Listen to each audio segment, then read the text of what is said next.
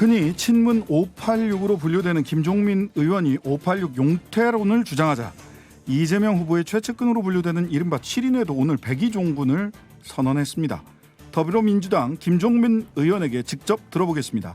안녕하세요. 예. 자, D-44일입니다. 이재명 후보 지지율 박스권에 갇혀 있는 거 아니냐 이렇게도 평가하는데 이 상황 지금 어떻게 보고 계십니까? 예, 지금 양쪽 다 35대 35 지지층은 확고하게 결집되어 있는 상태고요. 네네. 이제 중도층 지지가 아무래도 이제 정권 교체 민심이 좀 강하다 보니까 저쪽으로 좀 유동성이 좀 강한 편이죠. 네네. 근데 남은 기간 동안 네. 한 10% 정도의 중도층 지지를 결집하는 게 네네. 관건이라고 좀 생각을 합니다. 네. 그러니까 아무래도 좀 불리한 상황이긴 하죠. 하지만 한 10% 정도 남은 한 40일 좀 넘게 남았는데 충분히 시간적으로는 가능한 시간이라고 봅니다. 불리한 상황이라고 보는 요인이 뭐가 있을까요? 전체적으로 지금 네. 이제 35대 35 양쪽으로 결집되어 있는 지지층 말고 네. 중도층이 30%거든요. 네네. 이 30%의 중도층이 네. 그중에서 한 20% 이상이 정권 교체를 지지하는 층들이에요. 예, 정권 교체를 지지하는데 이게 꼭 뭐 민주당이나 문재인 정권이 밉다. 아니면 거기는 정말 안 찍겠다 이런 거라기보다는 네. 이 중에서 한 10%나 15% 가까이는 양쪽 다 별로 마음에 안 든다. 탐탁지 않아 하는 분들이죠. 네네. 그런 분들이기 때문에 네. 저는 우리가 정권 교체를 지지하지만 그분들 마음속에는 이 정치 자체를 좀 바꿔야 된다. 네. 근데 민주당이 그동안에 다수당이고 정권도 줬는데 제대로 못했으니까 이번에 좀 심판해야 되겠다 이런 마음이거든요. 네. 그래서 이분들에게 정치를 한번 바꿔보겠다는 민주당의 의지 또는 이재명 후보의 의지가 조금 더 강력하게 전달이 되면 남은 기간 동안에 설득할 수 있지 않을까 그렇게 생각을 합니다. 네. 지금 말씀하신 논리의 연장선, 즉 정치를 바꿔야 되겠다. 예. 이걸 확실히 보여드려야 된다. 중도층에게. 예. 그 이야기의 연장선에서 소위 586 용태론 예. 이런 주장을 하신 걸로 보이는데 그런가요? 그 이제 제 페이스북에 글을 다 읽어보시면 이제 조금 약간 성격은 다른데 네. 제가 이제 586 용태론이 거론되는 것에 대해서 네. 뭐 그게 이제 뭐 의미는 있지만 네. 그게 뭐 사람 한두 명 용태하는 게 중요한 게 아니라 네. 이렇게 민주주의를 제대로 못했던 것 이런 이 시스템 이쪽이 기득권 정치의 시스템이거든요. 네. 이 기득권 정치 체제를 이거를 용퇴를 시켜야 됩니다. 사람 시스템. 한두 사람 물러나는 게 중요한 게 아니고 네네. 그래서 그거는 대표적인 게 네. 예를 들면 우리 청와대 중 비서실 권력을 독점해서 뭔가 좀 과도한 권력을 행사해 온 거 이게 박정희 이후에 이런 기득권 체제거든요. 네네. 그다음에 우리 선거라는 게 되게 5, 60대라든가 네. 아니면 뭔가 이렇게 좀 사회에서 성공한 사람들만 다 국회의원 당선되게 돼 있어요. 네. 왜냐하면 전국에서 1등만 뽑잖아요 지금. 네네. 이런 1등 다수대표제 이 선거 제도를 근본적으로 바꿔서 정말 국민들이 다양하니까 그 다양한 목소리가 국회 안으로 들어올 수 있게 하는 거.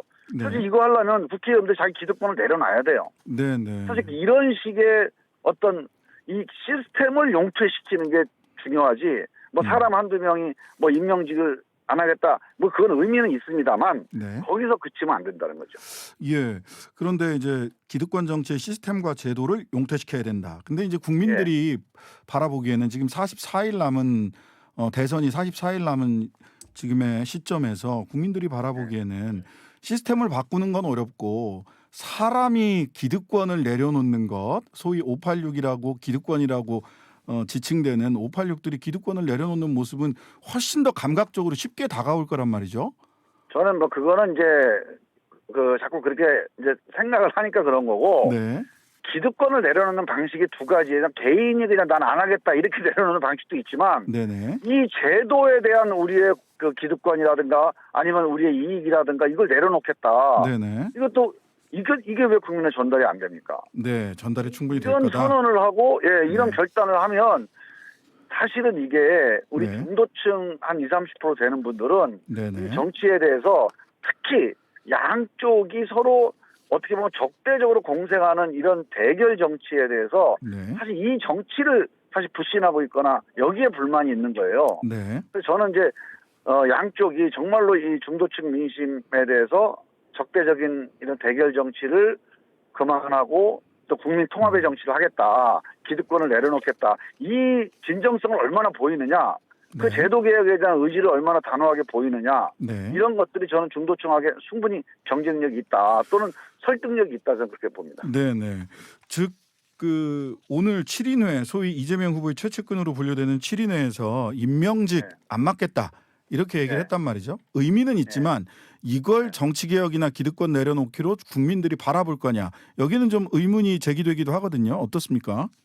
아니 근데 그게 이제 의미는 있는 거고요. 뭐 네. 세상이라는 게 뭐 어느 하나 가지고 다 이게 개혁이 되는 건 아니에요. 네네. 개혁을 향해서 가는 하나의 걸음이니까 네. 그거는 저는 폄하할 필요는 없다고 봅니다. 네. 그러나 거기서 그냥 그치고 이걸로 그냥 뭐 그만두겠다 이러면 그건 안 되죠. 그러면 뭐 국민들한테 그 설득력이 없을 거라고 보고요. 저는 자, 여기서 한 발 더 나가서 예. 이제 제도 개혁까지 가는 의지를 좀 보여줄 필요가 있다. 특히 우리 당 차원에서 예. 그렇게 그 봅니다. 제도 개혁의 핵심으로 아까 두 가지 들어주셨는데 비대한 청와대 비서실을 개편하는 것과 단순 다수 대표제 한 선거구에서 한 명만 1등만 뽑는 요 단순 다수 대표제를 바꿔야 된다. 예. 또 추가적인 과제가 있다면 뭐 흔히 정치개혁 과제로 많이 얘기됐던 게 3선 이상 출마 금지 이런 얘기도 있었고요. 그다음에 뭐 자치단체장이나 대선에서의 결선 투표제 이런 얘기들도 있었단 말이죠. 이런 네. 부분들은 어떻습니까? 그 중에서 특히 결선 투표제는 되게 중요하다고 봅니다. 네. 저는 특히 대통령 선거는 예. 실제로 과반수 국민들을 대표한다는 게 상당히 상징성이 있다고 봐요. 아, 그렇죠. 특히 네. 과반수 이상의 국민 지지를 받았다. 이게 대통령이 갖고 있는 국민 통합 능력, 역량 네네. 그런 점에 상당히 상징적인 의미가 있다고 보기 때문에 네. 저는 프랑스에서 하고 있는 거 대통령 결선 투표제는 반드시 도입해야 된다. 이건 헌법을 개정해야 되는 사안인데 네. 저는 상당히 중요한 의미가 있다. 우리가 대통령제를 안 하려면 모를까? 네. 대통령제를 만약에 한다면 저는 결선 투표제 도입해야 된다고 봅니다. 반드시 결선 투표제를 도입해야 된다. 네. 그 결선 투표제는 뭐 그 헌법 개정 사항이냐 아니냐 뭐 이런저런 논의가 있긴 하지만 그렇다면 광역 단체장이나 기초 단체장부터 요거는 그 법률만 개정하면 되는 사안이니까 당장 네. 당면한 6월 선거에서부터 자치단체장 결선 투표제는 네. 민주당이 결심하면 바로 도입이 가능하지 않나요? 그런데 이제 뭐 그거는 뭐 가능은 한데요. 네네. 이제 선거제도를 바로 선거 앞두고 임박하게 굳히는 거는 실제로 실현 가능성이 좀 떨어진다고 보여져요. 네네. 그래서 저는 의미는 있지만 그거를 이렇게 급하게 논의하는 게 가능할지에 대해서는 한번 판단을 해봐야 되겠고 네. 기본적으로 선거제도라고 하는 거는 그 선거에 참여하는 많은 사람들이 합의가 필요하고 네. 그 합의를 좀 더 일찍 해서 그 사람들이 거기에 준비하게 만드는 게 네. 선거의 공정성을 위해서 꼭 필요하다고 보거든요. 네. 그래서 그렇습니다. 너무 선거에 임박해서 제도 개혁을 하는 거는 좀 선거의 공정성과 관련해서 문제 제기가 생길 수가 있어서 좀 그 점에 대해서 좀 고려를 해봐야 된다. 하지만 그 방향에 대해서는 동의합니다. 네, 열린민주당과 합당할 때 나온 내용이 있었지 않습니까? 그 3선 이상 같은 지역 출마 금지 이 부분은 네. 어떻습니까? 저는 그것도 뭐 의미 있는 제안이라고 보는데 네. 그것도 역시 그 정도만 가지고 어떤 우리 정치개혁이다라고 만족하기에는 조금 한계가 있다고 보는 거죠. 왜냐하면 네네. 자 3선 이상이 돼서요. 출마를 못합니다. 네. 그러면 다른 분이 출마를 한다는 거는 네. 좀 젊은 분들 또는 그동안에 참여하지 못한 소수의 목소리가 다양하게 대변되는 걸 우리가 원하는 거 아니겠습니까? 그렇죠. 근데 그 다음에 또 다른 50대, 60대 성공한 사람이 또 그 자리를 차지하게 되면 네. 과연 그게 이제 개혁의 효과가 있겠냐. 네네. 그런 점에서 저는 근본적으로 어떤 그 이 선거제도를 다양한 민심이 반영되는 네. 그런 비례적인 선거제도로 변경하는 게 근본적인 개혁이다. 비례대표제를 확대하는 것이 근본 개혁이다. 네, 이렇게. 권역별 비례제, 정당 명부제. 이건 유럽의 100년 선거 역사에서 이미 그 확인되어 있는 사실이거든요. 그렇죠. 독일부터 유럽이 시작해서. 선진 정치를 한다고 하는 게 이 권역별 비례제, 정당 명부제를 통해서 네. 다양한 국민들이 참여하게 네. 그래서 청년들 20, 30대가 한 20%, 30% 국회에 좀 들어가 있잖아요. 네네. 그러니까 그 사람들은 무슨 뭐 인터넷 가갖고 헬조선이다 하고 뭐 한탄하거나 아니면 그렇게 싸울 필요가 없어요. 자기가 가지고 있는 자기 삶의 문제를 함께 토론하면서 관철하고 또 논쟁하고 그게 가능하단 말이죠. 네. 우리도 그런 방향으로 빨리 가야 될 거라고 봐요. 예, 오늘 이재명 후보는 이 관련 질문에 대해서 처음 듣는 얘기다라고 하면서 신중한 입장을 보이기도 했는데 한편으로 보자면 유능한 대통령과 정치 집단이 있어야 한다. 어떤 네. 면으로 보자면 사실상 용태론 내지는 정치개혁론에 힘을 싣는 이런 발언으로 보이기도 하거든요. 이재명 후보의 입장은 뭐 어떤지 한번 확인해 보신 바가 있으신가요? 아니요, 그건 뭐 확인해 본 바는 없고요. 예.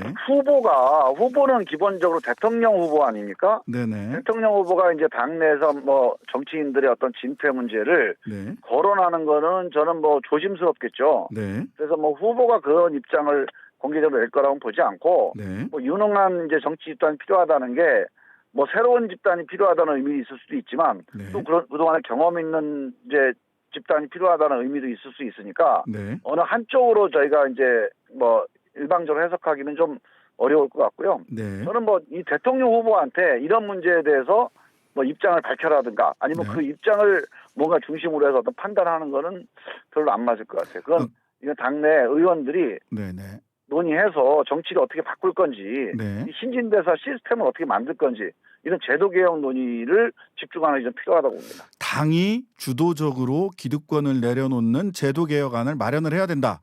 그게 핵심입니다. 예. 네, 네. 관련해서 지금 김종민 의원께서 어제 뭐 말씀을 하셨지만 그럼 당에 기득권을 내려놓는 제도 개혁과 관련된 논의가 구체적으로 좀 진행되고 있는 게 있습니까? 그동안에 의원들 사이에서는 여러 번 얘기가 됐었죠. 네네. 뭐 개헌 문제도 그렇고 선거법 개정 문제도 그렇고 또 개헌이나 선거법이 아니더라도 네. 우리가 집권하게 되면 그동안에 우리가 국정 운영했던 경험을 비추어서 어떻게 하자. 네. 뭐 이런 얘기가 많이 됐었는데 네. 이런 부분들이 이제 그 선거 막바지에 이르면서 이 정치 개혁에 대한 국민적 요구, 특히 중도층이 네. 어느 한쪽이 일방적으로 독주하는 것 네. 또는 권력을 기득권을 갖고 안 놓는 것 여기에 대한 이제 불신이 강하단 말이죠. 네네. 그러니까 이 중도층에 호소하기 위해서 정말 기득권을 내려놓는 그런 제도적 결단을 저는 뭐 우리 당이 먼저 좀 해야 된다고 보는데 네. 이제는 그동안 논의되어 왔던 걸 좀 모아나갈 시점이 됐다고 좀 봅니다. 네네. 그래서 선거법 문제든 아니면 뭐 개헌 문제든 개헌 문제는 이제 후보도 한번 말씀을 하셨어요. 네. 개헌 얘기 그래서 그런 하셨죠. 그런 얘기를 좀 이어서 네. 우리가 국민들에게 약속할 수 있는 게 어디까지인지를 한번 정리해보는 이런 과정들이 좀 앞으로 필요하다고 봐요. 네네. 국민들한테는 뭐 이렇게 신용만 내다 많은 걸로 비친다면 오히려 시작하지 않음만 못한 그렇죠. 그런 일이 될 수도 있기 때문에 좀 전격적인 개혁안이 나올 수 있을지 기다려 보고요. 자, 오늘 대선 후보 이재명 후보가 또 큰절을 했어요. 경기도에서. 예. 두 번째 큰절인 것 같은데요. 네. 이렇게 절을 하고 또 뭐 흔히 언론에서는 586 용태론이라고 내려오는 뭐 김종민 의원께서는 제도 개혁이 중심이다. 낡은 제도 용태론이다라고 말씀을 하셨지만 네. 이런 정도의 큰절하고 김종민 의원이 말씀하시는 정도로 무당층이 중도층이 돌아설 거냐. 그렇게 쉽게 판단하기는 어려운 상황이지 않은가 싶은데요. 아니, 당연하죠. 우리가 이제 그런 뭐 그 의지를 한두 번 내비치는 걸로는 안 되고 네. 계속 반복해서 저 사람들이 저거 그냥 하는 얘기가 아니구나. 네.